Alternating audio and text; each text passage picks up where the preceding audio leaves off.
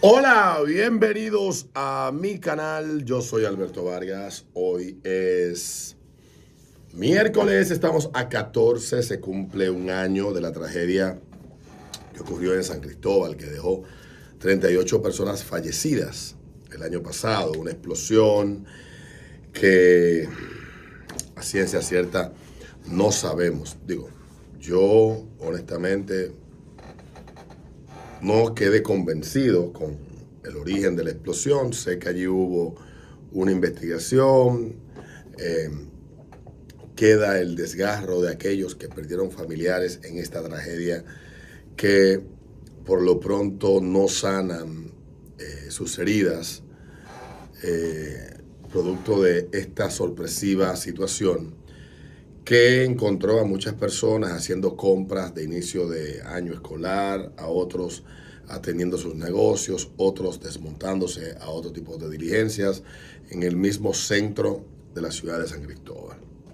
Yo he estado muchas veces en esta ciudad, tengo un montón de amigos allí y esta tragedia pues generó un impacto psicológico en toda la comunidad de San Cristóbal, que más que un pueblo aparte, es casi un sector anexo a la capital dominicana por la cercanía. San Cristóbal está a escasos 20 minutos de la ciudad de Santo Domingo por el expreso 6 de noviembre.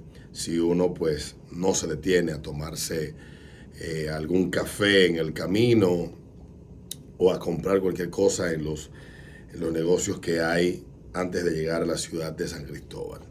Una tragedia que ha quedado y ha marcado a 38 familias, más de 30 familias, y que se promulgó una ley que declara a los desaparecidos como fallecidos. Muchas familias que no pudieron sepultar a sus familiares y que aún viven con el dolor y la angustia y la expectativa y la esperanza y expectativa de verlos llegar. Desde acá le mando un abrazo a todas aquellas personas que directa o indirectamente se vieron impactadas por esta tragedia. Ayer en La Vega, a propósito de la víspera del aniversario de este acontecimiento en San Cristóbal, pues un camión tanquero se incendió, provocó una explosión, incendió 3 vehículos y dejó 2 personas heridas, incluido el chofer del camión. No hay mayores detalles de qué pudo haber provocado este accidente, pero también hay que reconocer que, si bien es cierto que las carreteras de la República Dominicana son trampas de accidentes, estos vehículos se ven muchas veces involucrados en colisiones y volcaduras. No hacía mucho tiempo que no escuchábamos del incendio de un camión transportador de combustible que dejara pues heridos. Así que desear también que los afectados por esta situación pues se recuperen. Estamos a 2 días de la juramentación por segundo periodo consecutivo del presidente de la República, Luis Abinader.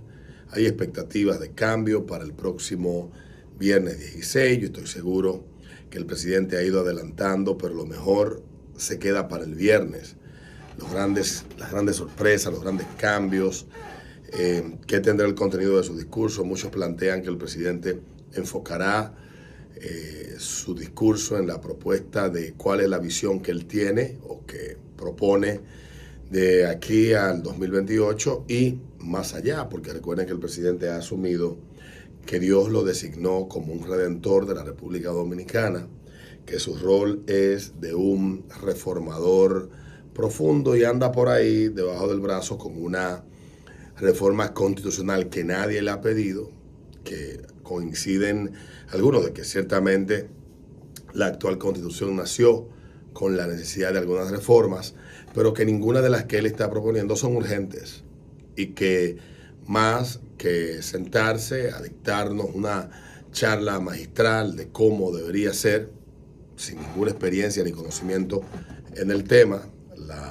las reformas de la Constitución, pues el presidente pues se sienta y dicta y dice y señala, más que en vez de proponer una gran gran acuerdo, una discusión amplia, que no sea presurosa, sobre cuáles deben de ser los aspectos que deben de tocarse de la Constitución, los que no deben de tocarse, y que sea a partir del consenso del poder político, no de la imposición de un partido ni de un presidente de un partido electo a través de un partido que preside en el momento, sino de que todos los sectores representados en la Cámara de Diputados, en los partidos políticos, en los gremios empresariales y profesionales se sienten a discutir.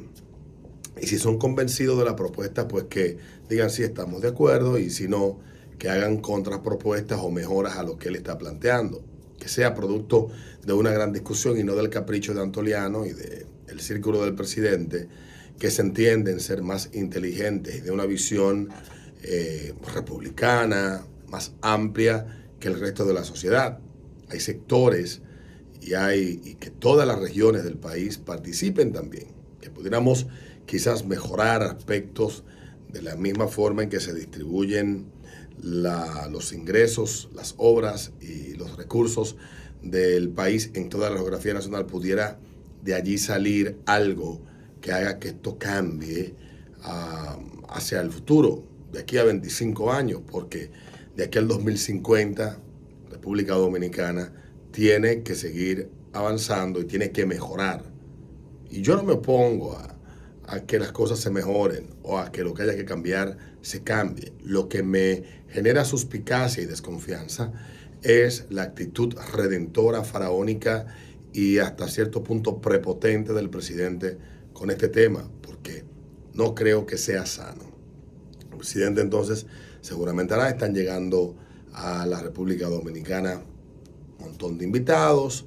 Zoe Saldaña dijo que no venía, los de Haití declinaron porque ñoñería. Yo no lo habría invitado, ni por cortesía ni por nada.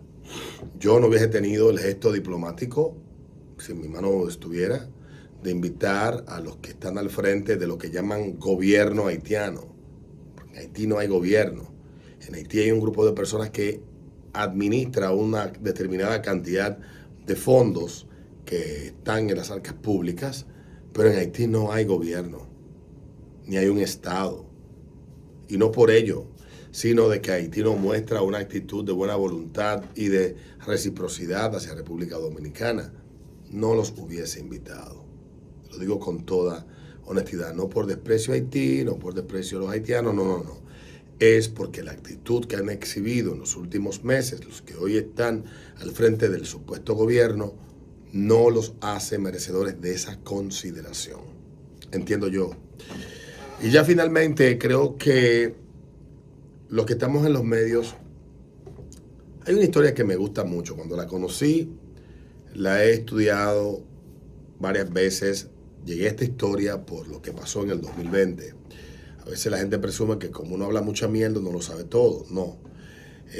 Al contrario, yo sé menos cada día de lo que entendía el día anterior, que ya sabía, porque cuando descubro cosas que desconocía, me doy cuenta cuán enorme y grande es mi desconocimiento de muchísimos hechos y de muchísima información.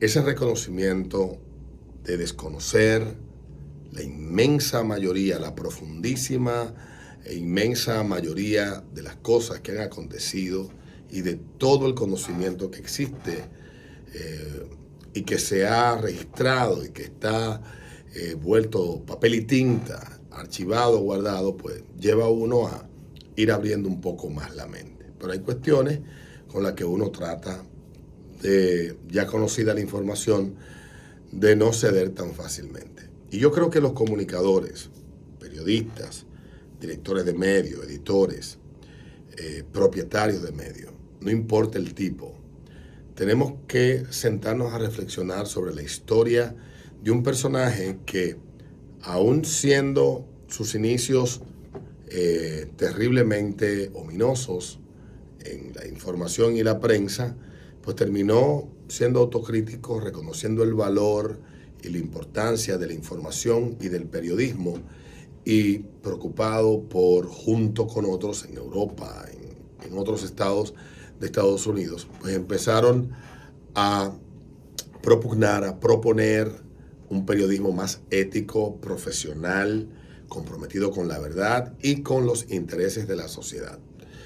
Ese es el señor Pulitzer, Joseph Pulitzer, que fue un gran dueño de medio, que peleó una de las guerras más legendarias del periodismo a finales de la década, a finales del siglo XIX, pero que en el proceso y una serie de acontecimientos lo llevan a entender lo peligroso del periodismo amarillista, del periodismo sensacionalista, sensacionalmente exacerbado, y cambia de planteamiento y es de lo que contribuye en la creación de una de las primeras escuelas de periodismo profesional en la Universidad de Columbia, por allá casi finales de la década del 19, del 10 al 19, pues Pulitzer contribuye con eso junto con otros hombres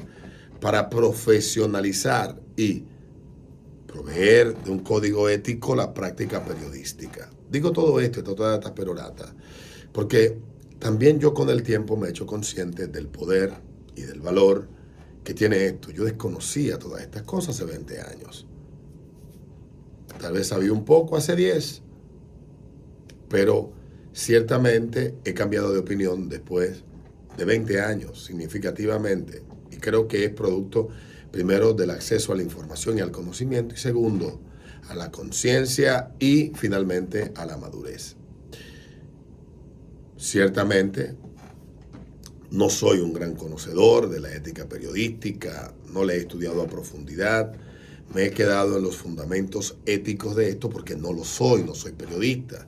No quiero que esto se escuche como una charla de un incauto que no ha pasado por un aula y que no ha estudiado a profundidad toda la ciencia de la comunicación, que conozco aspectos de esto y que llegué a esta historia, como decía al principio, a través de la experiencia vivida en el 2020, los encierros y todo lo que se planteó en ese proceso. Cómo el ciclo del pánico nos llevó a nosotros a ser víctimas de la desinformación, de la manipulación informativa y del ocultamiento de la verdad con fines de control y de manipulación. Eso fue lo que me llevó, leyendo a Alex Berenson, que fue de los primeros que leí y que planteaba de manera crítica que lo que estaba pasando con los medios en ese momento no era periodismo puro y simple, era más propaganda, más parecida a la propaganda que se dio durante el tiempo del pintor austríaco y durante la Segunda Guerra Mundial y toda aquella etapa de control y de dictadura de la Unión Soviética más dura, sobre todo en la época de Stalin, que la manifestación de un ejercicio libre en un mundo libre de información. Y en libertad, evidentemente, que no existe la coacción del Estado para que tú, pues, te comprometas a decir la verdad. Eso parte del espíritu del individuo y del espíritu del profesional cargado de ética y de una moral que le impidan, pues, sacar provecho de forma enfermiza y amarillista de una tragedia. Una cosa es humor, otra cosa es informar. El humor tiene todas las licencias habidas y por haber. No creo en los temas proscritos para burlarse de ellos en el humor. Pero aún así, el humorista también está provisto de una ética y de una moral que entiende que hay temas de los que no se hacen chistes y no los hace.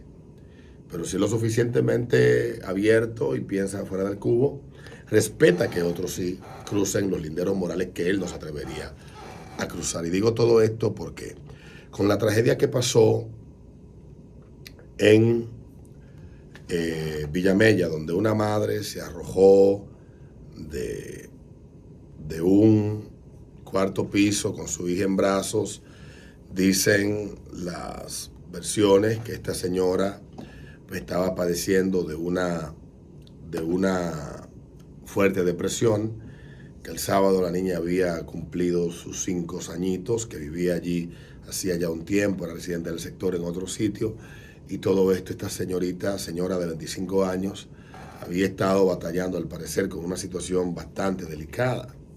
Pero ayer los medios decidieron cebarse y aprovechar un hecho lamentable como la acusación a un familiar del abuso de la menor sexualmente, de la hermana o de una hermana de esta joven, según algunos medios que señalan que esto pudo haber sido. Y yo, honestamente, creo, y se lo escribí ayer a alguien, que lo que está pasando con los medios y con el periodismo hoy en día tiene que ver primero con la inmediatez de la información. Tenemos ya demasiada necesidad de llenar los medios de contenido, y si antes un noticiero tenía 3 ediciones, mañana, mediodía y noche, ahora el servicio de la noticia es continuo, es minuto a minuto, no hay chance para que segundo a segundo, no hay chance para esperar a la edición de la noche, se publica inmediatamente, y eso lleva a los periodistas a tener que ser menos rigurosos, a ser más productivos, pero esa productividad los lleva a tener que volarse algunos aspectos que están dados por hecho, que deben de cumplirse cuando se va a dar una información. Y antes los periódicos tenían ediciones extra, pero se editaban en la mañana, o las radios tenían noticieros, pero se pasaban las noticias en 3 y podía haber un boletín de último minuto, etcétera.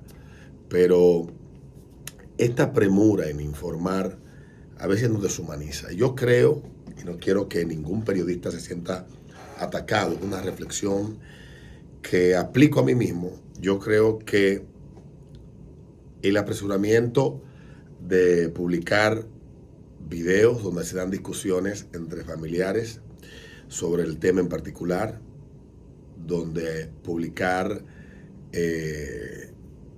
especulaciones de que esto pudo haber sido el desencadenante de este hecho, de el esteriscamiento, el aprovechamiento morboso de una tragedia para una familia, para un hombre, el rodearlo saliendo de su casa, sumido en el más profundo llanto, con una hija en ese momento profundamente grave, una mujer, una esposa fallecida, y arroparlo, arrollarlo, llenarlo de preguntas, no me parece humano, más que ético. Esa misma crítica la hice cuando murió Febrillé en el año 2016. Fue mi profesor en la universidad. Era un gran ser humano. Y su asistente estaba en la Clínica Real, y una periodista de CDN se molestó porque yo dije que ella era una desalmada, que forzando, y pueden buscar el video, forzando, buscando que esta señorita que había visto morirse al lado de ella, le diera una declaración para su canal en un momento en el que estaba sumida en llanto. O el caso famoso de una hija de puta de un noticiero de HCH, un canal de noticias y de radio de Honduras, que una mujer llega a su casa, ocurre un incendio, o ahora no recuerdo cuál es la tragedia, y ella le dice con una sonrisa en la cara, le informa, pregunta, llega la señora y le dice ella en televisión nacional, anda por un brazo, sí, sus hijos murieron.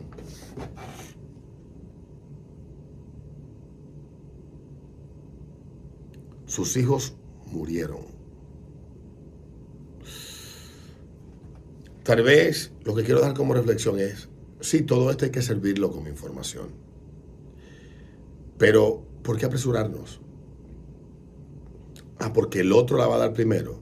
Miren, yo prefiero, y si dirigiera un medio, preferiría dar la información más veraz, la mejor noticia antes que dar la primicia, pasarme por alto muchas cuestiones, y en esto no estoy imponiendo mi ética, estoy hablando qué yo haría, tomando en cuenta de que en el entorno de una tragedia como esta hay seres humanos que todavía sobreviven. Por eso decía que los seres humanos cambiamos, por eso comencé con Pulitzer, que es una historia que me interesó mucho cuando conocí a través de Alex Berenson y algo que escribió en aquel momento donde uno estaba tratando de conectar con la realidad. Esta historia. No dejemos que la inmediatez nos quite lo humano. Es una tragedia terrible. Murió una niña de 5 años y una madre, producto de un hecho confuso, una mujer que posiblemente estaba sumida en una profunda depresión, que tomó una infausta decisión y que nos conmueve hasta el tuétano. Seamos más humanos. Nos vemos en un próximo video.